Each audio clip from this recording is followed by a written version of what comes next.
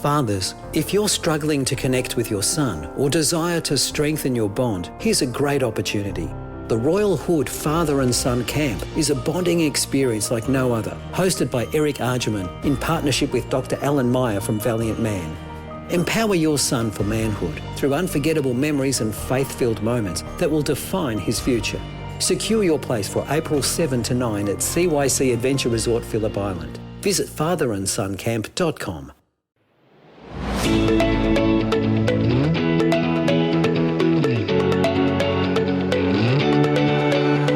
Hello and welcome back to another episode of the Everyday Joy podcast. I'm your host Ash Couchman and I cannot wait to find moments of joy with you today. Let's dive right into today's episode. We're going to hear today's words to live by.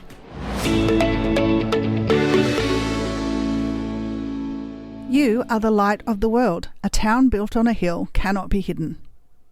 That's Matthew 5:14. Jacquie, she's back, everyone. So excited. I have been terrible at replying to your messages, so that's also another reason why this has taken so long. It's my fault and my fault alone. But Jacquie is back. Hi. I am so glad to have so you excited. here. Jacquie, I really am. You truly are and still are one of my favorite people ever. And I just miss working with you every single day. I miss your sass. I miss the fact that you always have a witty one-liner to respond to everything with. So I'm glad to have you back. I'm glad to have your vibes back in the office for a couple of hours. I just love, and I think it was something that you texted me about a week ago, and it was like, we missed your sass. And I was like, I can see that, but I didn't know it was the one thing that...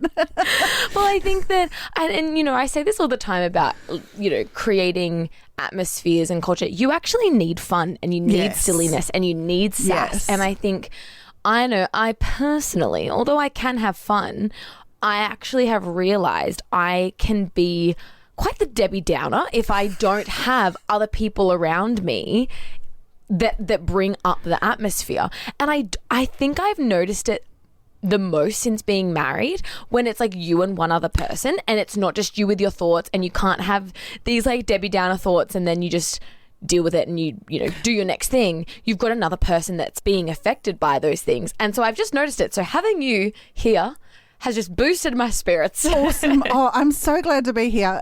We've talked about it like so many times, but yes, right back at you. You are one of my favorite people to hang out with. This is like the coming home moment. I feel like we're probably like this time last year, we were like, we should go see like a Shakespeare play or go see a show. So I think we need to lock that in.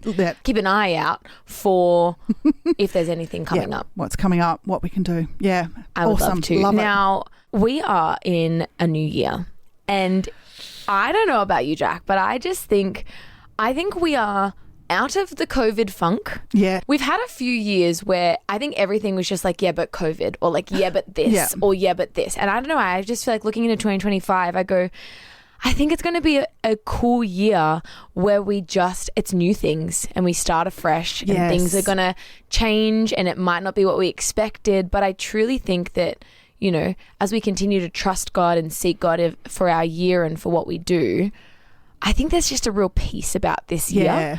It feels like a bit of a spring year. Yes. If you know what I mean. Like where the seeds have been sown, the grass is just starting to pop through. There's a few flowers in the fields and the world is full of opportunity and possibility. That's what it feels like to me. Yeah. To go into this year. Completely. I remember talking to someone once. It was one of my best friends actually. And she said to me, she's like, you know, you could do whatever you want. She was like, you could go overseas this year. You could go and do this. She was like, you could literally do anything that you want. You could turn your life around with one decision. Yep. And I think hearing her say that made me go, why do I just allow life to roll over my shoulders sometimes? Like, we are ridiculously in control of a lot of things. Yes. Obviously, money comes into place and work comes into place and all those things. But I think you can look to the year and go, okay, well, what do we want to change? How do we want to be? What do we want to do? And we are and you are ridiculously in control of those things. Absolutely. And, just taking those moments to kind of say, well, what's God sparking in my life? Like, what little things am I coming across, or, the still small voice of God that I'm hearing that's actually lighting those little sparks in my heart? And what can I do about it this year? Rather than get to October, November and go, oh, I really wanted to learn to paint, learn to speak Spanish, run a marathon, whatever it is. Are you in your marathon era? Oh, I'm so not. I think all of my friends are in their marathon eras and I can't deal. Yeah, I've got friends my age who are in their marathon era, and I'm just looking at them going, sweetheart, I think you're having a midlife crisis. No, but I wish I was a runner. I just can't will myself to run. I try. I last like less than a kilometer and I'm like, all right, we're done for the day. I'm in my, I know it's very out of date, but I'm kind of still in my hot girl walk era. I love a hot girl walk. I love a good hot girl walk, and I try and get Toby to come for a walk with me every night, and he hates it because I walk fast. Yeah, but you know what I love about my walks is actually putting a podcast in. Yeah. Because I find it, I don't know about anybody else out there, but I find it really difficult to listen to a podcast while I'm not doing something. Yeah. I'm very visual, I'm very experiential, and if you saw a video of me talking right now, the hands are going wild. But I need to be doing something while I'm listening. I find that's the best way things sink in. Yep. Podcast while on a walk. Winning at life. Walk and drive. They're my two podcast locations. Yeah. Now, Jack, you're just talking about 2025 being a spring year. Like, you can see the flowers sprouting up, and that kind of relates to this verse today, Matthew 5 verse 14. You're a light of the world, a town built on a hill that cannot be hidden. Because you were saying some pretty interesting things about the context of this verse before we started recording. Yeah. So this actually comes after Jesus gave the Beatitudes he talked about the Beatitudes to the crowd that he was talking to. And the Beatitudes are actually one of my favorite, parts of the Gospels. And it's basically when Jesus is saying, blessed are the poor in spirit, blessed are those who mourn, because this is what they'll get, and he goes through all these things where in the natural, like in the world, as we'd say, oh, poor them, sucks to be them, they're hungry, or they're meek, or they're mourning, or they're, but then it goes on to talk about people who are merciful and pure in heart and peacemakers, and how blessed all these people are going to be. And then he basically says, you're the salt of the earth, but if salt has lost its taste, how can its saltiness be restored? It is no longer good for anything, but is thrown out and trampled underfoot. You are the light of the world. A city built on a hill cannot be hid. People do not light a lamp and put it under the bushel basket. Rather, they put it on the lampstand, and it gives light to all in the house. Yeah. So he basically goes through this list of saying, blessed are these people, blessed are these people, blessed are these people, because this is how he wants us to be. And then when you blessed like that, you are the flavor of the world. You're the salt, you're the light. You cannot be hidden when you, and this is a theme running through the whole of this week. So I'm so excited to keep talking about it. But, just those passages of, it's not just, well, you must act like this, but you'll be blessed in this way when you act like this. And when you behave like that, when you do what I'm asking you to do, you're the light of the world. Yeah. Like, you are the example. You're the, there's another verse where it talks about being a city on a hill. But it's so good. Yeah. So good. And I think the thing about this is that, the Bible talks so often about how, the light is God, is Jesus, is Christ. But the reason that it's used in this way and it calls us the light of the world is because when we accept Christ, when we have that belief in Jesus, we are called to take that light to the corners of the world. Absolutely. And we're called to reflect that. We're called to live it out. Well, and to let God shine through us. Yeah. I think that's the thing, isn't it? When we take him on the inside of us, when we accept him, when we, embrace him and everything that he is with that unconditional love and faith, his light shines out to the world through us. And I'm sure, it's for all of us, whether it's when I've had moments of being a bit, convicted of how I've been living or acting, or, whether it's something like gossip or whatever it is, you can see the shift in your personality. And and that's even on a greater scale when you go from not knowing Christ to knowing Christ. And so I think that for us, there is a shift and there is a change, and it's an incredible way to point people to a good God. And, we're actually called to have influence by shining that light onto other people. Yeah. We're called to, like this verse says, we're not called to be hidden. Yeah. We're not called to be under a basket.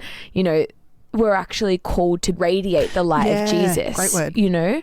And I think there's another verse in Ephesians. It said, "For once you were in darkness, but now you are light in the Lord, live as children of the light." So good. And so we're actually called to live a life that, like I said before, radiates Christ. Yeah. That shows people who a good and loving God is. Yeah. And we actually need to be able to say, hey, this is why I'm like this. This is who I am. This is why it's changed. Yeah. And you want people to question you and go, why are you like this? Why don't you do that? Why did you do that? Yeah.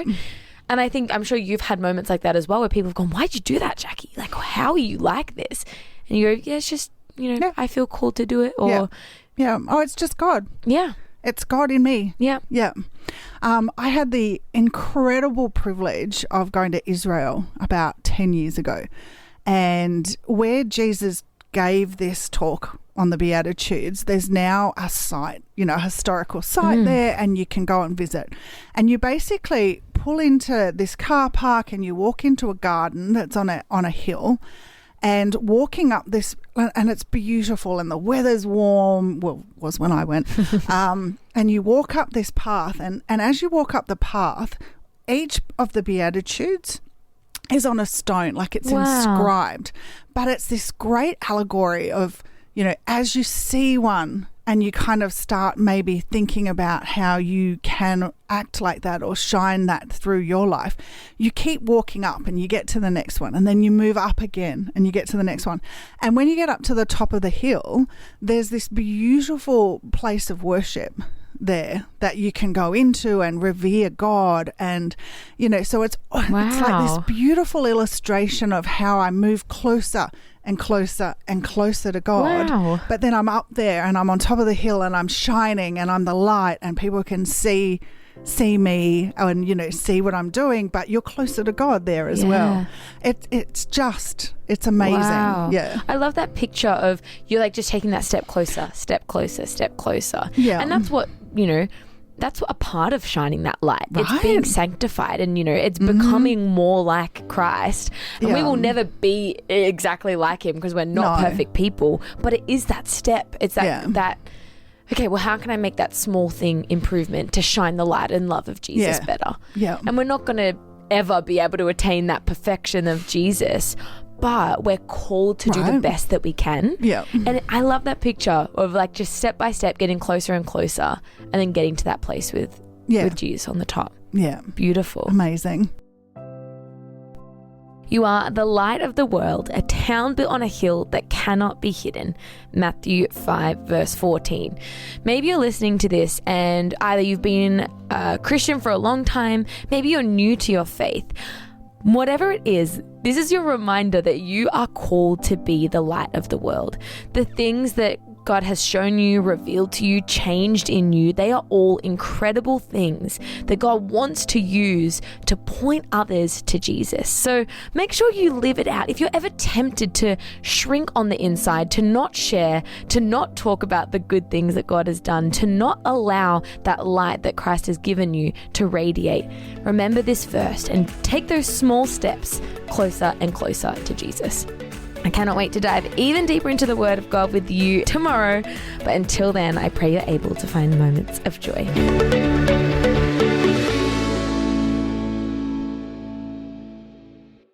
Fathers, if you're struggling to connect with your son or desire to strengthen your bond, here's a great opportunity. The Royal Hood Father and Son Camp is a bonding experience like no other, hosted by Eric Argerman in partnership with Dr. Alan Meyer from Valiant Man.